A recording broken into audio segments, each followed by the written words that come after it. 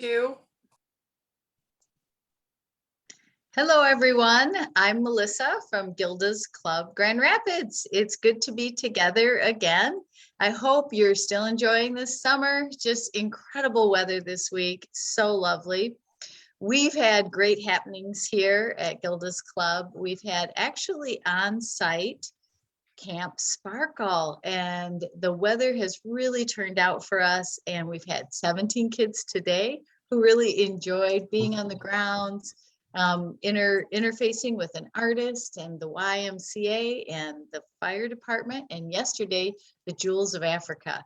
So look for some highlights of those on our Facebook page here, and know that we have a full virtual program for anyone who's on a grief or cancer journey. And everything that we do is free of charge. So no worries about that. You can just give us a call at 453-8300 or look on our website, gildasclubgr.org.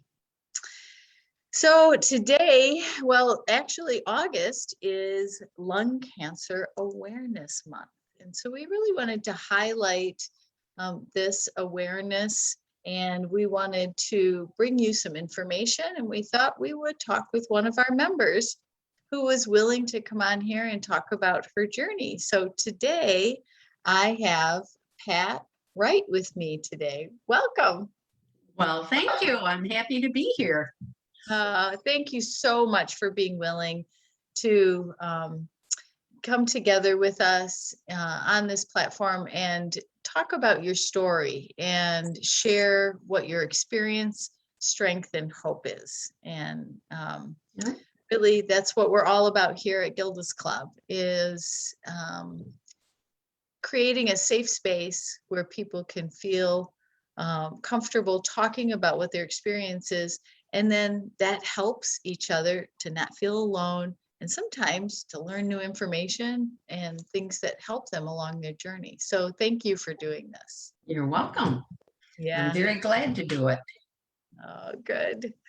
Well, and you guys are in for a treat. She's got a great personality, so I'm really excited. So if any of you have questions for Pat, we would love you to just write them right in the comment section. If you liked this episode, like it, thumbs up, or share it with someone if you know someone who maybe could really use this information. We love to share information, as I said, at Gilda's Club. It is really that sense of community that is our strength. So Pat, why don't you tell me a little bit about your diagnosis story and when, where, how that you've come to sit here? Well, I was diagnosed in January of 2019 with stage 4 non-small cell lung cancer. And I was by myself in emergency when I was diagnosed because my husband was with his mother, who we'd just gotten out of the hospital. And they just came and they checked the x-rays at my left shoulder clavicle. My clavicle was so painful. It took me 20 minutes to get out of bed that morning. And to go to emergency, I didn't even tie my shoes because I couldn't bend over long enough to do it. And they took x-rays. And they came to me and said, you have lesions, you have cancer lesions. At that time, we didn't know what it was.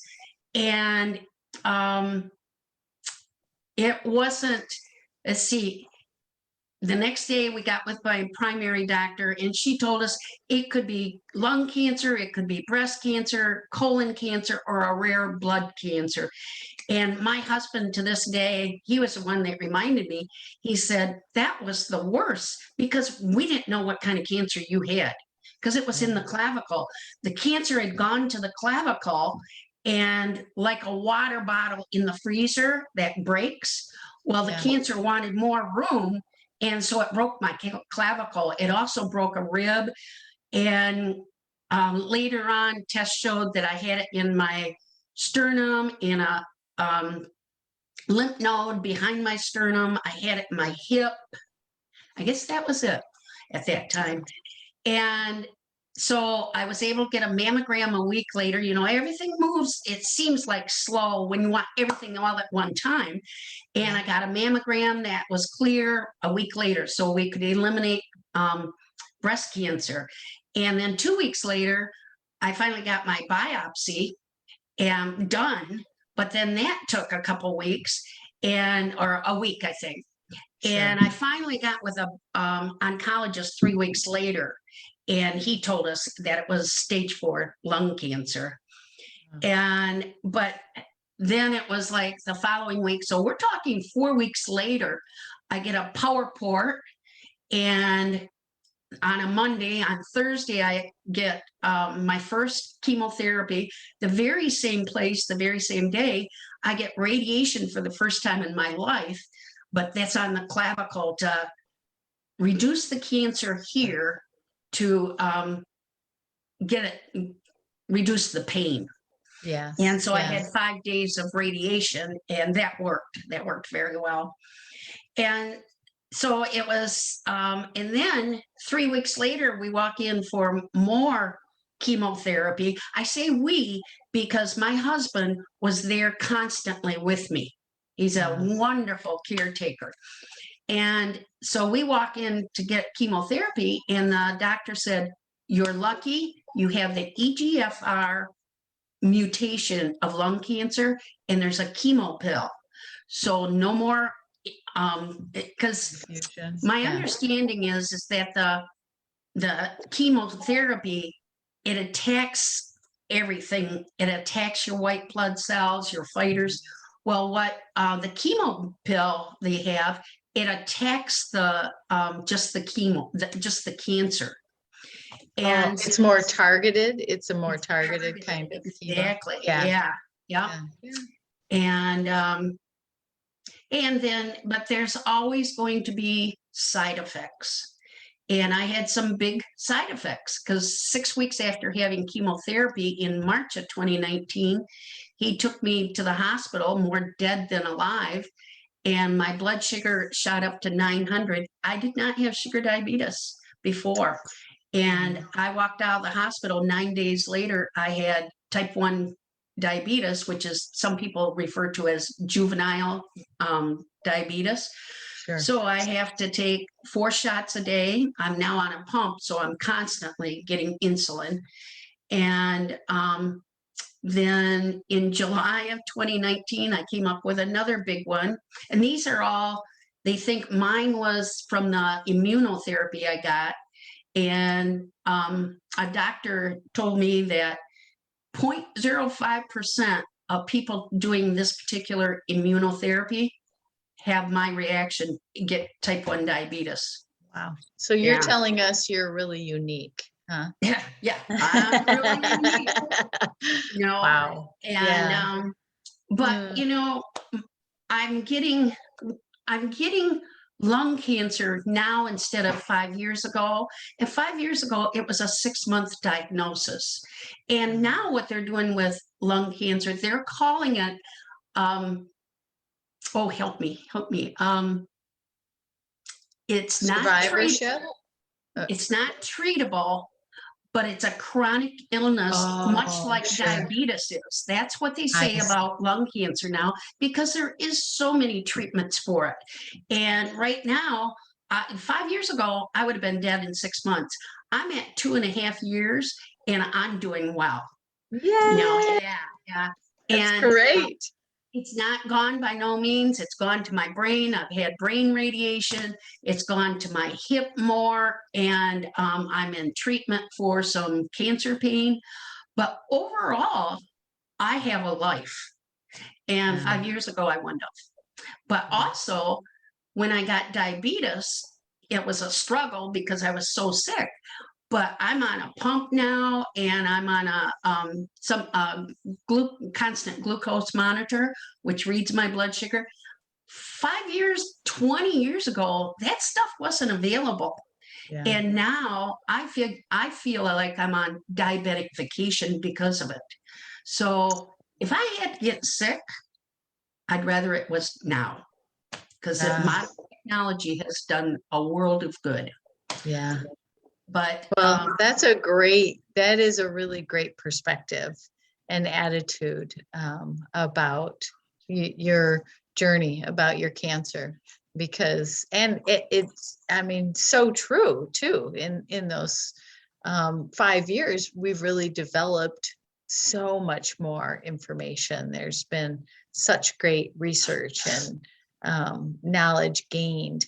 And from many people like yourself who've been willing to do trials and that kind of thing.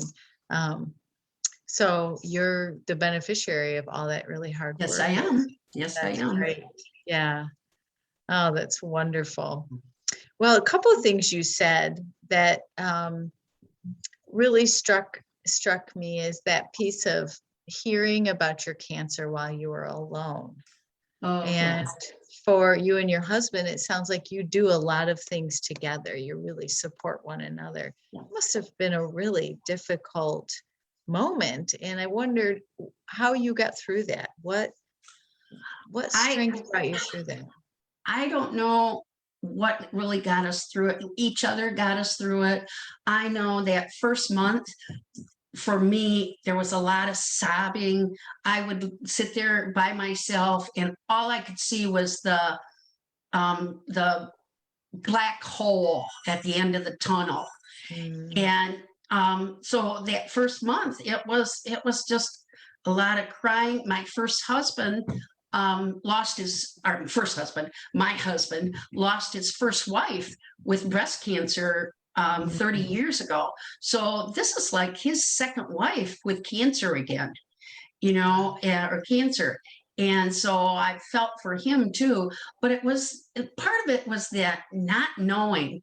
And I'll tell you, once we got into into the cancer center, but it took us 3 weeks, and because you got to have your tests and whatnot, and you got to wait for test results.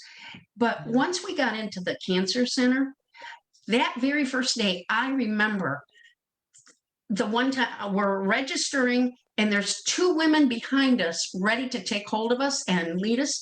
And I liken it to that cancer center put warm hospital blankets around us and said, come with us, we will help you.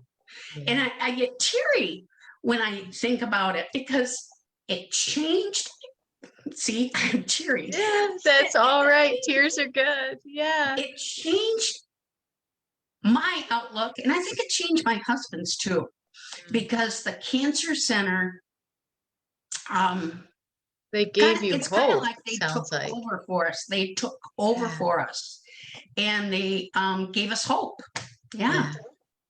Yeah. Oh, and it sounds like you weren't necessarily expecting that in that moment.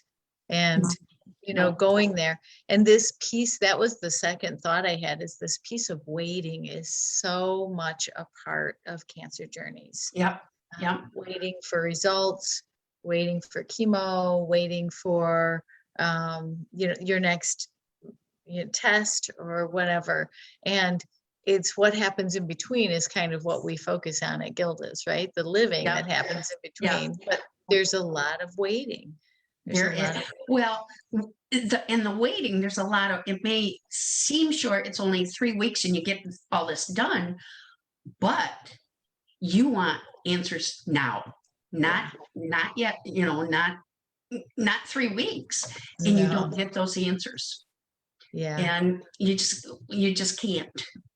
So Well, and you want them to take their time, right? I mean, there's one part of you is like, okay, you want them to do those tests well and figure that out and know exactly what's going on. And then it's hard to really get this waiting piece. and then we found also that after we got in the cancer center, then if you needed something, you were getting it fast. So that 3 weeks may have been just trying to get, they have to get all their ducks in a row. And once those ducks are in a row, then things start to really move. And you just don't wait anymore. Yeah. Oh, that's wonderful. Then there's that piece of hope and that Yes. piece of just Yeah. in engulfing you and moving you along, and you're able to just Yep. lean to getting better and healing. Yep. Yeah. Yeah. Yeah, Oh, and, that's it's the hope, and you're doing something about it. You're having chemo, or like me, then I'm having chemo pill daily. Something's being done, but in that first 3 weeks, they can't do anything because they don't know what they're dealing with. yeah. Yeah. What do you think has been the hardest part for you of this experience? Oh gosh, if we set aside that first 3 weeks, I think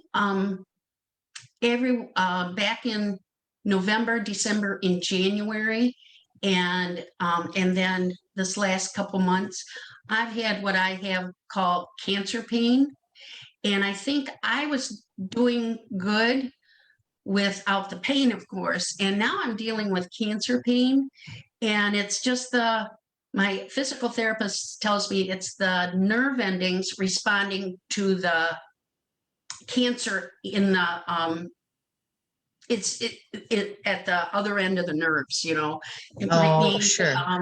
like I have it in my T5, and I got cancer pain last November in my shoulder blade, and she said it's right across, those nerve endings are right there from your T5. So it's And kind of radiating out yeah, into your, yeah, shoulder blade. and Sure. now I have a lot of cancer in my hip bone. I have a lot of cancer in my bones, and the and so I'm having trouble with my buttocks, and it's the same thing. The muscles and the nerve endings, the nerves themselves, are going in a tight ball. Well, if anybody's ever been to physical therapy, the therapist will massage and try to get them to loosen up. Ah, And so that's been my hardest part. It's been hard because I know my life is shortened. And what have we just gone through? 2020 with COVID.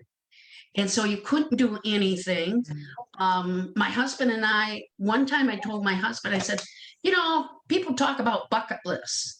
And I just realized I don't have a bucket list, because my husband and I did stuff. We played together. We've snowmobiled in Yellowstone National Park by ourselves. I don't know how we wow. survived. We've been to China. We've been to Europe. We're avid square dancers, and so we square dance all over, including Germany and England. And Huh. so we don't, and he either. We don't have a bucket list, but we would, in the last year and a half, we would have liked to travel somewhere, and we couldn't. So I think that's because I'm such high risk, and that on TV they had the 7 high risk factors last year that they were going. Do you have any of these? And one time I counted, had 5 out of 7 of the high risk categories. Yeah. Wow. And so we were very protective. We were, and going overboard from your question, but this last year and a half has been tough because I'm high risk because of cancer. Yeah. And we don't feel we can go too much, and we can't be in crowds. We just canceled going to our first grandchild's wedding because one, the cancer pain. I'm not sure if I can ride that long a distance, but it's going to be a big group. Who's vaccinated? Who's not? Are they going to wear a mask? Are they not? So Right. the isolation has been tough. Yeah, that is tough. And especially when you feel like that perspective of carpe diem, like, this is my time now to do some of these. Yes. And then having some restrictions on that. Yes. But if I remember also, you told me that you guys got creative in your outdoor activity. Yeah. Yeah. And can you tell us about that? Well, my husband and I were avid ATVers. We sold our ATVs, we sold our kayaks, we both were bicycle, motorcycles. I sold my motorcycle. We still have our snowmobiles, but I can't do that anymore. But one of the things we decided last year, we're looking at COVID and going, we cannot do anything and we need to do something. And I know with my, I've been diagnosed now with osteopenia, which is halfway to osteoporosis in my hip because of the cancer. So there's no falling for me. And I was known on a regular bicycle to fall a couple times a year. So we knew I couldn't ride a regular bicycle. So in April, we ordered, just from online, we ordered a recumbent road bicycle. And we even got electric backup in case there were days where I wasn't strong enough to do all the pedaling. Yeah. And last summer, and he's on his regular bike. Now he's 81 and he's on his regular bike. And we did 700 miles on our bicycles last summer. That's And absolutely Yep. amazing. That's so amazing. I love that story. Yeah. Now this summer it's different. Excuse me. It's different because I've been having the cancer pain, but he's had a pinched nerve for 2 months and finally has gotten the right treatment for it. Oh. And so we haven't been on our bicycles, but we're both going, we're getting closer. We're getting Yeah. closer. Oh, that's great. Yeah. Well, what a beautiful creative way to open things up for you and to find those things that work for you, that still fill your heart and your physically support you and emotionally support you. That's wonderful. It's But really wonderful. you got to have something with your special person. You got to have something that you do with them. Excuse me. Should have brought my water. And we were smart enough to know that we need to do something together. Because of COVID, everything else disappeared. So Right. Yeah. Oh, that's great. Well, what do you think has been the most helpful to you during this time? Oh, of course, my caretaker husband, Yeah. big time. But the cancer centers. I was in Western Michigan, and now I'm down at. Oh, yeah, we're not supposed to say those. Oh no, they're. Wow. No, I'm at a Western Michigan Cancer Center. Oh, I see what you mean. Ah, sorry. Because I'm from Spring Lake, Michigan. Okay. And so to me, I always say Western Michigan when I mean anywhere along the lake shore. And I see. That even means Grand Rapids. Okay. Oh, that's neat. Yeah. But now you're going to have to tell me the question again. So it was just what is most helpful to you? Oh, yeah. Okay. And you said the cancer centers. But absolutely, the cancer centers. They know what they're doing. They know what they know the treatments.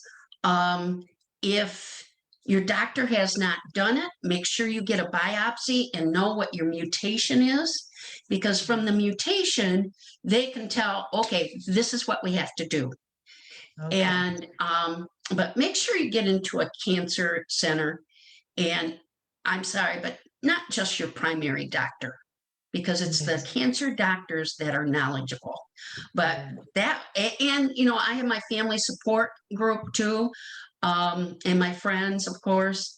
And when I had to go to chemo on the other side of the state, my husband couldn't go with me because he couldn't drive. And so I pick on siblings. And so I had a couple different siblings going with me. And they all said, oh, that's a long day. And chemotherapy is a long day. Yeah.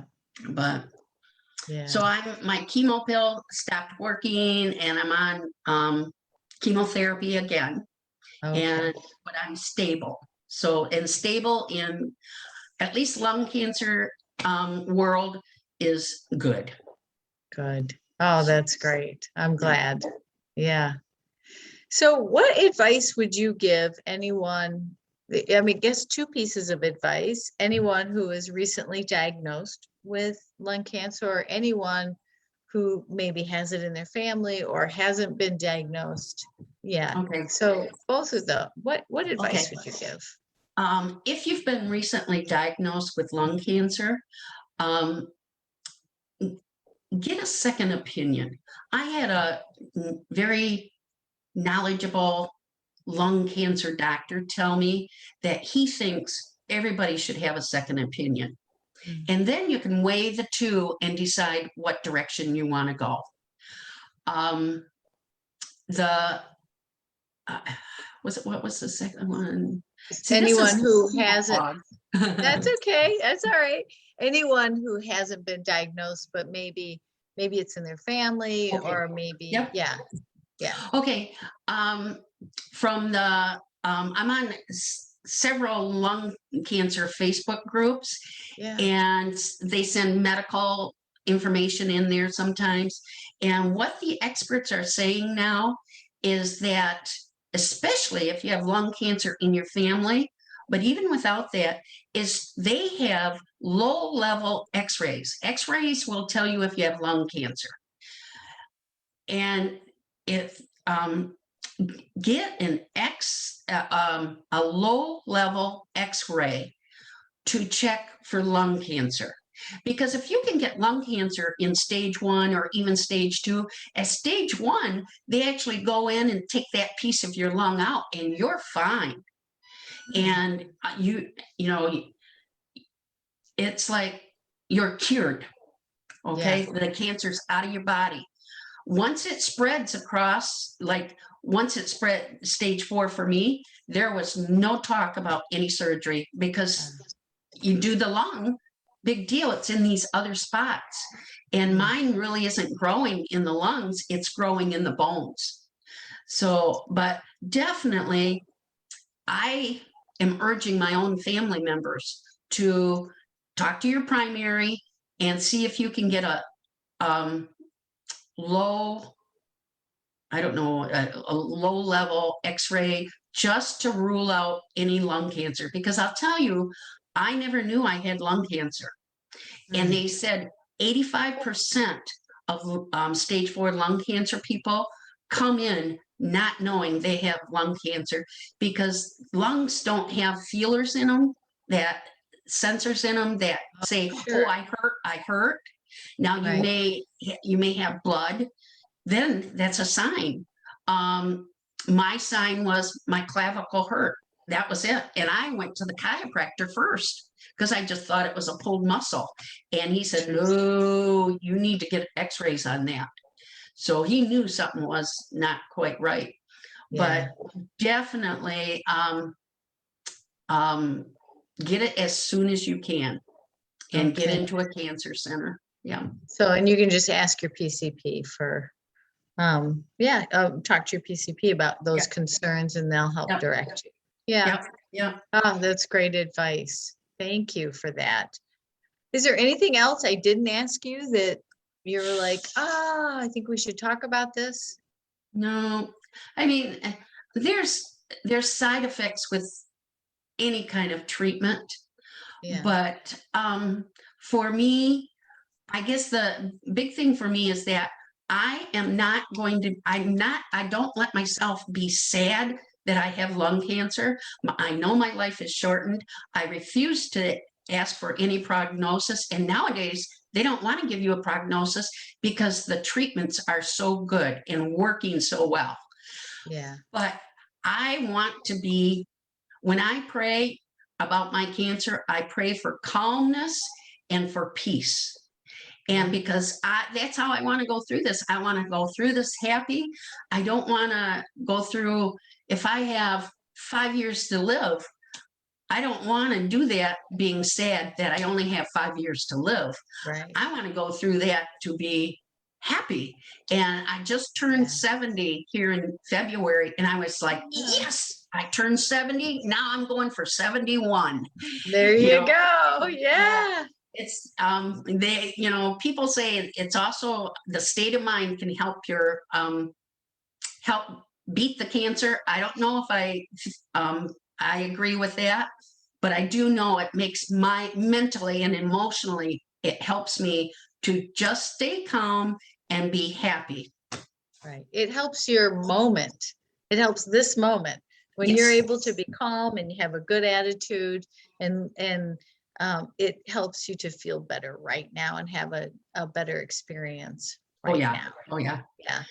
So can you tell me how the groups at Gilda's Club, and I think I failed to say that Pat is a member at Gilda's Club, and so we love that. And how have the groups helped you here? Oh, with the I go to a Monday lung cancer only group once a month, and that is probably my favorite because it's just us lung cancer people, and it's hard to find other lung cancer survivors, and it's because they don't go out, I think.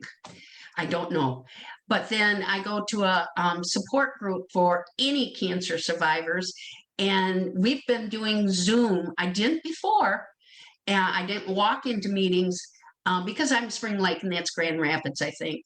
But on Zoom, I am there every week, and we've been doing this since March, Yeah. since COVID, for over a year here, a year and a half, and those people there have become my friends, and I can walk in and, if got a bad report, like when I got a bad report in December and then another bad report in February, I was able to go in and just sob to them about this. And, and there's things that they've said that I'm like, oh, I didn't know that. And it helped me. I went in and said, oh, I need all my saline dripped for hydration. Oh, okay. It's just friends that I've never met, friends that I've never met face to face. And they are my friends. Oh, that's wonderful. And it really follows this theme that you've talked about from the very beginning of when you learned you had cancer, that being together with someone, having that support, and how important that has been for you. And so I'm glad that you have found that here at Gilda's also. Yep. Yeah. Yeah. So that weekly cancer support, general cancer support, and then the monthly. You guys meet once a month for the lung cancer group? Once a month, right? But it's nice that it's weekly, because if you miss the once a month, then you don't see them for another month. But if you miss the weekly, oh, I'll get to see them next week. And so it's like everything is scheduled around that once a week meeting, because it's right at time, okay, we got to be home for that, because it just becomes where those are my friends, those are my family, and I just want to be with them. Yeah. So, People who really truly understand what it's like. Yep. Yeah. They understand wonderful. the chemo fog, Yes, right. that type of thing. Absolutely. Oh, well, great. Well, thank you so much, Welcome. Pat, for sharing your smile and your enthusiasm for life and your story with us. And You're welcome. yeah, I encourage anyone out there who has a diagnosis of lung cancer, or maybe it's in your family or you're thinking about it, talk to your doctor. Don't stay silent, get checked out and see what's really going on. And if you do have someone in your life that has lung cancer, or if you yourself do, we'd love to see you here at Gilda's Club on our virtual program. Just give us a call, 453-8300, or look on our website, gildasclubgr.org. Well, thank you again, Pat. It's been such a pleasure to talk with you and meet you. And I am sure that you have really helped numerous people today by sharing your story. So I know you've helped me. Thank you for inviting me. I feel honored to be invited. And once again, I'm so happy to talk to people about having stage 4 lung cancer. And people are quiet about it, but this was an honor for me to be able to talk to people about it. All So, right. Well, good. We'll be looking for you out there on your recumbent bike. I'll be there. I'll be All there. right. All right, everyone. Take care. Stay safe and enjoy this summer. Continue to enjoy this summer. 1 month left of it. And otherwise, check out our calendar and see what options we have as far as virtual, or if some groups are meeting in person with all kinds of protocols in place if people are comfortable. So again, I just direct you to our calendar on our website. Otherwise, we'll see you next week. Take care, everyone.